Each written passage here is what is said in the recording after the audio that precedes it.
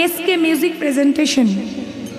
SK music presentation এই চ্যানেলটা দয়া করে সাবস্ক্রাইব, সবাই চ্যানেল শেয়ার লাইক করে দেবেন।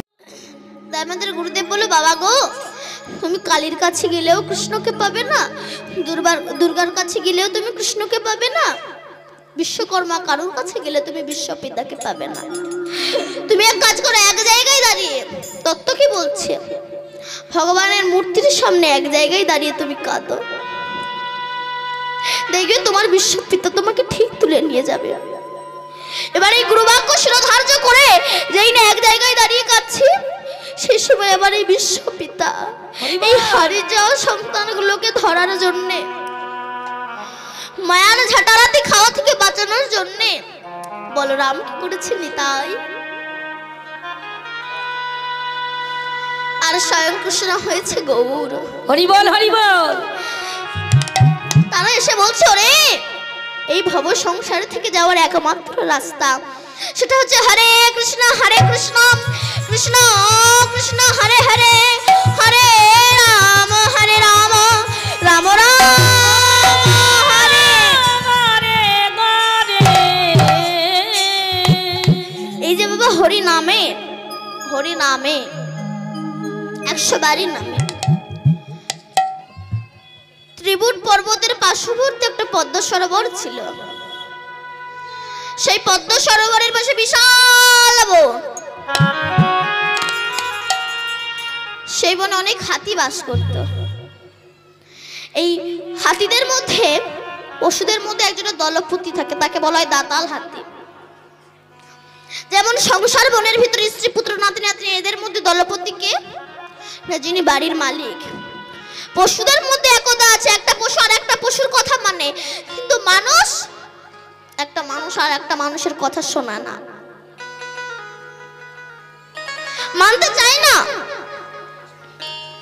সেই দলপতি হাতির একদিন ইচ্ছা হলো, বৈশাখ মাসে জ্যৈষ্ঠ মাসের প্রচন্ড গরমে একটু পদ্ম সরোবরে গা অবগাহন করতে যাবে।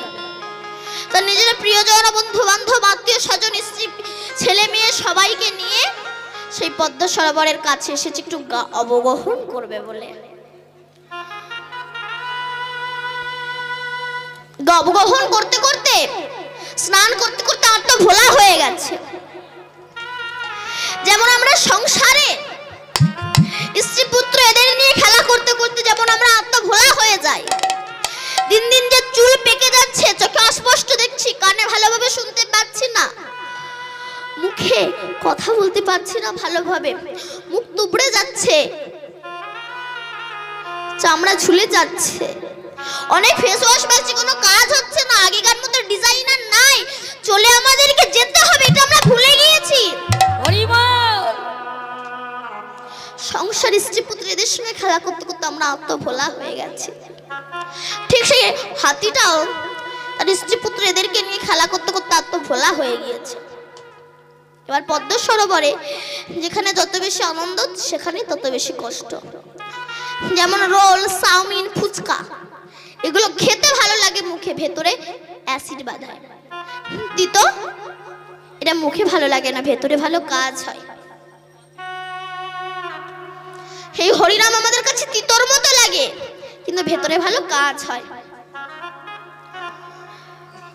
তো যখন পদ্ম সরোবর স্ত্রী পুত্র এদের সঙ্গে খেলা করতে করতে এত ভোলা হয়ে গিয়েছে, ওই পদ্ম সরোবরে একটা কুমির বাস করত। এটা কোনো গল্প কথা নয়, শ্রীমদ্ ভাগবতের দৃষ্টান্ত। ওই পদ্ম সরোবরে একটা কুমির বাস করত। সেই সময় কুমিরটা এসে হাতের পায়ে কামড়ে ধরেছে। তত্ত্বটা কি? আপনি বাড়ির মালিক, ভোর 3টের সময় উঠে মাঠে ঘাটে কাজ করতে যাচ্ছেন, যাদের জন্য আপনি না খেয়ে, না দিয়ে, না স্নান করে, না ঘুমিয়ে কাজ করেছেন, তাদের জন্যই আপনি রোগাগ্রস্ত হয়েছেন। শেষের দিনে হরি বিনে আর তোমার গতি নেই।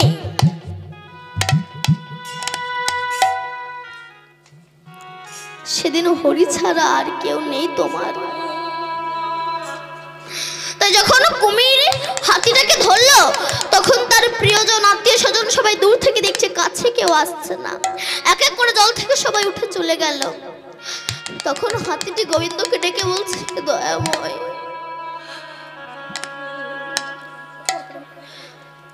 দয়াময়, যাদেরকে আমি আপন ভেবেছিলাম তারা তো আমার আপন নয়,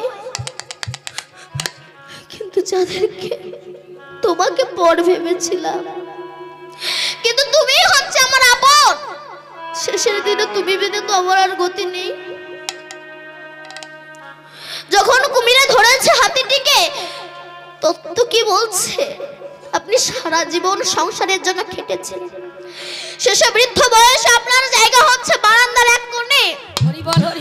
ছেলে আর বাবা বলে ডাকে না, বাবার কাছে যায় না, বাবাকে ছোঁয় না। কেন?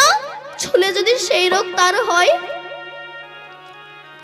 তাই বাবাকে আর ছোঁয় না। শেষের দিন চোখের জল আর হরিবিনে আমাদের আপন কেউ হতে পারে না। তখন হাতিটি সুর দিয়ে গোবিন্দকে ডাকছে, দয়াময়, দুঃখের দিনে নয় রাধে, সুখের দিনে বন্ধু মিলে, দুঃখের দিনে নয়। জীবনে একটা ফুল তুলসী তো তোমার চরণে অর্পণ করতে পারিনি, তোমার পূজার ফুল পা দিয়ে মারিয়ে চলে গিয়েছি, তোমার প্রসাদী হতে পারিনি। আমি অধম বলে তো আমাকে কিছু তুমি কম করে দাওনি, সবই তো দিয়েছো।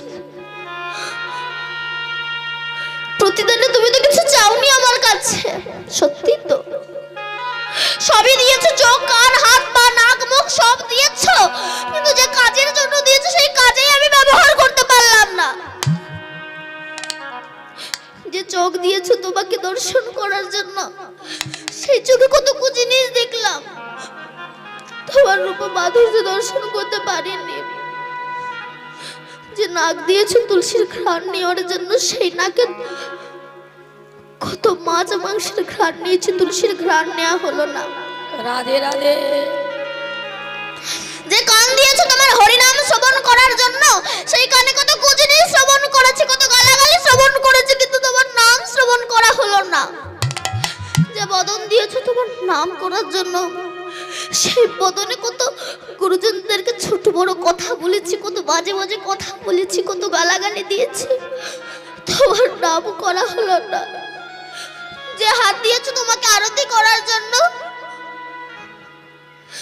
সেই হাতে মদের গ্লাস ধরলাম, মাংসের ঠ্যাং ধরলাম, তোমার আরতি করা হলো না।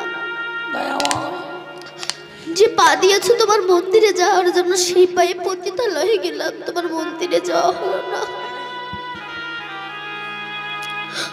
আমি অধম বলে তো আমাকে কিছু তুমি কম দাওনি দয়াময়, কিন্তু আমার তো শেষের দিনে আর গতি নেই। তখন হাতিটি সুর দিয়ে গোবিন্দকে ডাকছে, হে দয়াময়, তুমি আমায় কৃপা করো, তুমি আমায় রক্ষা করো, তুমি আমায় কৃপা করো। দুগার হইতে ফিরিয়া তোমার দুয়ারে এসেছি, সকলে দুগার হইতে ফিরিয়া তোমার দুয়ারে এসেছি। কত না আমি, কত না তীর্থ ঘুরিয়া ফিরিয়া দয়াল, কত না তীর্থ ঘুরিয়া ফিরিয়া দয়াল, তোমার চরণে পড়েছি, সকলে দুয়ার হইতে ফিরিয়া তোমার দুয়ারে এসেছি। লঘ লঘ জীবনের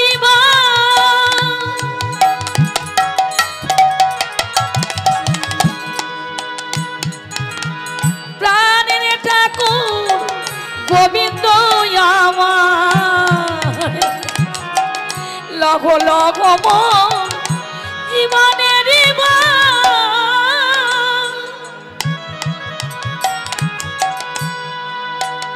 আমার প্রাণীর ঠাকুর গোবিন্দ আমার, আমার দয়াল অশ্রুশুদ্ধ সজল নয়নী তোমার চরণে পড়েছি সকলে দুয়ার হইতে ফিরিয়া দয়াল তোমার চরণে পড়েছি সকলে দুয়ার হইতে ফিরিয়া দয়াল তোমার চরণে পড়েছি কত নায়াঘাত সয়েছি গায়ে। এই কমিটি যখন বাড়ি বাড়ি ভিক্ষে করতে যায় মা, অনেক জায়গায় হয়েছে, কেউ আবার 2 টাকা দেয়, কেউ বলে 5 টাকা দিয়ে বলে গত বছর ওই দল এনেছিলে, যাও এখন এই 2 টাকা নিয়ে যাও। কত নায়াঘাত সয়েছি গায়ে, কত না কাটা বিধেছে পায়, কত না আঘাত সয়েছি গায়ে,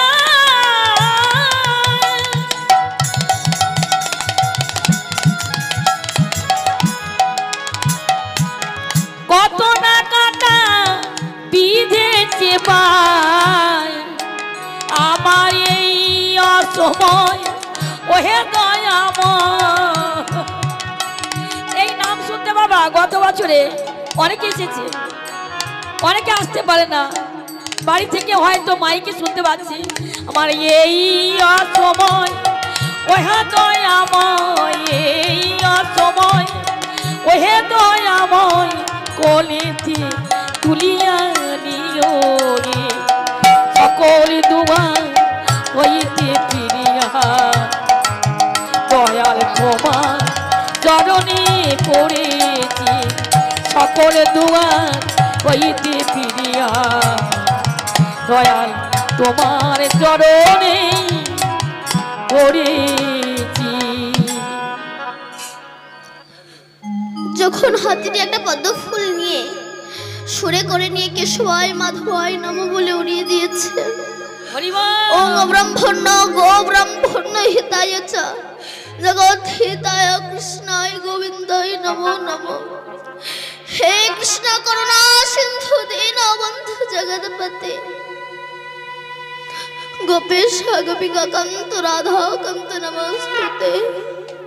এই বলে যে উড়িয়ে দিয়েছে ওই পদ্ম ফুলটা উড়তে উড়তে এসে মা লক্ষ্মীর চরণে গিয়ে পড়েছে।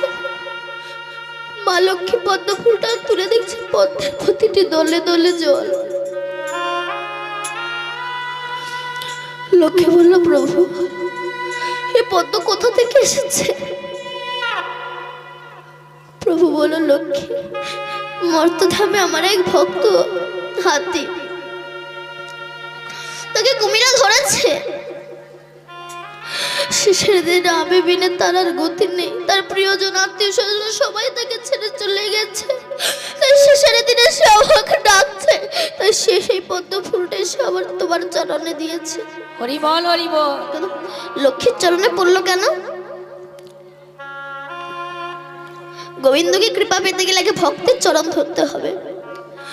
লক্ষ্মী দেবী বলল, হে প্রভু মর্তধাম থেকে এই পদ্ম ফুল যখন আমার চরণে এসে পড়েছে, কথা দিচ্ছি যখন মর্তধামে প্রতিটি ঘরে ঘরে আমার পূজা হবে, সেই সময় সেই পূজায় যদি পদ্ম ফুল না দেয় সেই পূজা আমি গ্রহণ করব না। তাই সেদিন হতে পদ্ম ফুল দিতে হয়। লক্ষ্মী বলে, প্রভু আমি আপনার কাছে করজোড় করছি, তুমি যাও তাকে কৃপা করো। নারায়ণ বলল, লক্ষ্মী আমি তো সবাইকে কৃপা করি মাতৃগর্ভ থেকে, কিন্তু মানুষ যখন টাকার মালিক হয়ে যায়, নিজের আত্মীয় স্বজন প্রিয়জন সবাইকে পেয়ে যায়, সে সবাই আমাকে তারা ভুলে যায়। তাই তাদেরকে আমি একটু কষ্ট দিতে চাই, দুঃখ দিতে চাই। লক্ষ্মী বলল, না প্রভু তুমি তাড়াতাড়ি যাও। তখন ভগবান গরুরকে আহ্বান করেছে, গরুর তুমি তাড়াতাড়ি এসো। গরুরের পিঠে উঠে আমার গোবিন্দ চলেছে। গরুর তুমি তাড়াতাড়ি চলো, তাড়াতাড়ি চলো গরু, আমার ভক্ত বিপদে পড়েছে, তাকে রক্ষা করতে হবে, চলো তুমি তাড়াতাড়ি চলো। গরুর বলে, প্রভু যদি অত তাড়াতাড়ি যাওয়ার ইচ্ছা হয় তাহলে তুমি যাও, আমি যেতে পারবো না। এই হলো অহংকার। আমাদের মনে এই হচ্ছে অহংকার। অনেক ছেলে মেয়ে মনে ভাবে আমার বাবা মা আমাকে ছাড়া চলতে পারে না, এটা ভুল। তুমি বাবা মা ছাড়া চলতে পারো না, বাবা মা তোমাকে ছাড়া নয়।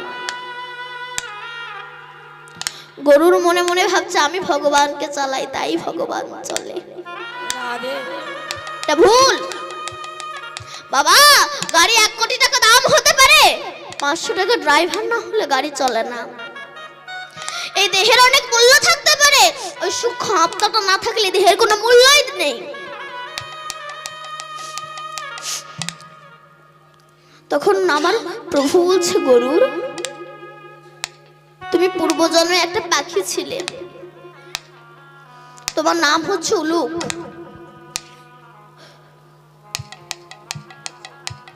উলুক পাখি নারদ ঋষিকে গান শিখিয়েছিল। উলুক পাখি নারদ ঋষিকে বলেছিল, হে নারদ ঋষি, আমি আপনাকে গান শিখিয়েছি, কিছু দক্ষিণা দেবেন না? নারদ ঋষি বলেছিল, কথা দিচ্ছি তুমি আগত যুগে স্বয়ং বিষ্ণুর বাহন হবে, তোমার নাম হবে গরুর।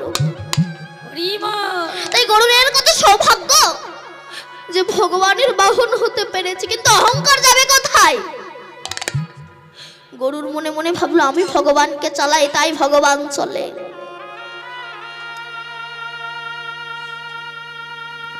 তাই ভগবান চলে। তাই গরুর বলল, প্রভু অত তাড়াতাড়ি যাওয়ার যদি ইচ্ছা হয় তুমি যাও, আমি যেতে পারবো না। গরুর কথা শুনে আমার ভগবান বলছে, গরুর তোমার মনে খুব অহংকার হয়েছে। এই বলে আমার গোবিন্দ যেই নেমে গেছে, গরুর মনে মনে ভাবছে আমি আগে উড়ে গিয়ে গোবিন্দের সামনে গিয়ে বসবো। এই বলে যে উঠতে গিয়েছে, আর উঠতে পারছে না। তখন গরুর দূর থেকে ডাক দিয়েছে, দয়াময়, ও গো দয়াময়,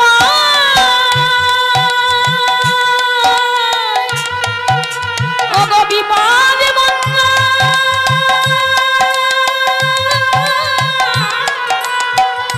বিপদে বন্ধনে মধুসূদন। দয়াময়, আমি মনে করছিলাম আমি আপনাকে চালাই, কিন্তু তুমি নেমে যাওয়ার পর বুঝতে পারছি আমি আপনাকে চালাতাম না, আপনি আমাকে চালাতেন, তাই আমি চলি, একবার এসো দয়াময়। হরি বল। তখন আমার গোবিন্দ গরুরের পিঠে করে হস্তির কাছে আসছে। তখন হস্তি আবারও ডাকছে। এই মনটা হচ্ছে বাবা মেইন জিনিস। তুমি ঘরে বসে গোবিন্দকে পাবে, তোমার মনটাকে আগে সঠিক চাই। কেমন? ভগবান দাস বাবাজি মহারাজ উনি ওনার ভজন কুঠিরে বসে ধ্যান করছে। এমন সময় কাল্লার জমিদার যে না ভগবান দাস বাবাজির ভজন কুঠিরে প্রবেশ করতে যাবে, ভগবান দাস বাবাজি উনি ভজন করছে, বলছে বেরো বেরো বেরো, দূর এখান থেকে, যা যা যা। তখন জমিদার মনে মনে ভাবছে আমি এসেছি বলে ভগবান দাস বাবাজির খারাপ লেগেছে, কিন্তু ভক্তপ্রান্ত জমিদারের একটু দাঁড়িয়েছে। কিছুক্ষণ পরে যেই গিয়েছে, ভগবান দাস বাবাজি বলছে, আহা এসো এসো বসো, আমার কি সৌভাগ্য, আমার কুঠির আপনার চরণ ধুলে পড়েছে, আসুন বসুন। কাল্লার জমিদার বলছে আমি একটু আগে এলাম, আপনি আমাকে বেরো বেরো বলে তাড়িয়ে দিলেন, এখন আবার আপ্যায়ন করছেন কেন? বলে কই না তো, আমি আপনাকে তো তাড়াইনি, বলে না একটু আগে, কই না তো, না একটু আগে আমি আসলাম, আপনি আমাকে বেরো বেরো বলে তাড়িয়ে দিচ্ছেন। ও বৃন্দাবনে নিধুবনে ছাগলে তুলসী গাছটা খেয়ে নিচ্ছিল, তাই আমি তাড়াচ্ছিলাম। মধ্যবর্তী সেই লীলা করে না গোরা রায়, কোন কোন ভাগ্যবানে দেখি এবারে পায় রাধে। তাই যখন হস্তিটি আবার একটা পদ্ম ফুল নিয়ে গোবিন্দকে ডাকছে, দয়াময় বিপদ ভঞ্জন মধুসূদন, আমায় তুমি রক্ষা করো। গরুরের পিঠে এসে আবার গোবিন্দ যেই পদ্ম সরোবরের সামনে দাঁড়িয়েছে, হস্তি যেই গোবিন্দের রূপ মাধুর্য দর্শন করেছে, হস্তি বলছে দয়াময় একবার আমার সামনে দাঁড়াও, আমি তোমার ওই ভুবন মঙ্গলের রূপটাকে একটু দর্শন করে নি,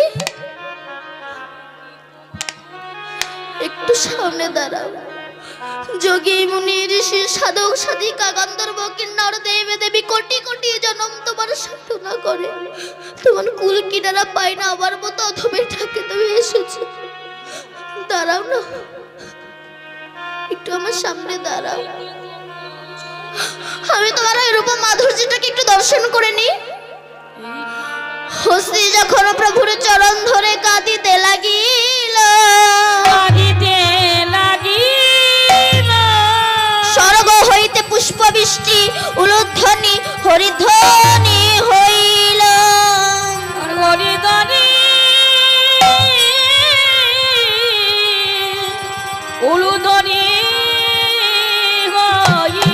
সুদর্শন চক্রকে আহ্বান করি কুমিরের মস্তক ছেদন করিল।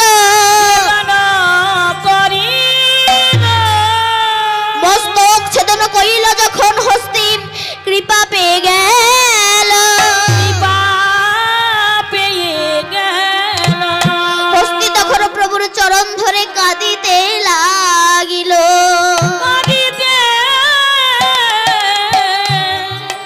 প্রভুর চরণ ধরে হস্তি কাঁদিতে লাগিল। সেই সময় আমার গোবিন্দ হাতিকে বলেছিল, হাতি তুমি যখন এই নাম আমাকে এত কষ্ট করে প্রাণ ভরে ডাকলে, যেখানে কীর্তন হবে, কলিযুগে যেই জায়গায় কীর্তন হবে, সেই জায়গায় আমি ভক্তের চরণ ধুলা নিজের শ্রীঅঙ্গে মাখবো। তুমি যে আমায় সুর তুলে ডাকলে, কথা দিচ্ছি আগত যুগে এই জন্য হাত তুলে হরি বল বলতে হবে। হরিবল হরিবল সবাই মিলে আমরা গাইব। কৃষ্ণ বলে দুটি বাহু তুলে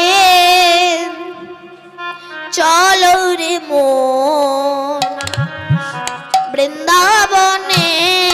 কৃষ্ণ বলে বাহু তুলে চলো রে মোর বৃন্দাবনে। হরে কৃষ্ণ বলে বাহু তুলে চলো রে মন বৃন্দাবনে। কৃষ্ণ বলে বাহু তুলে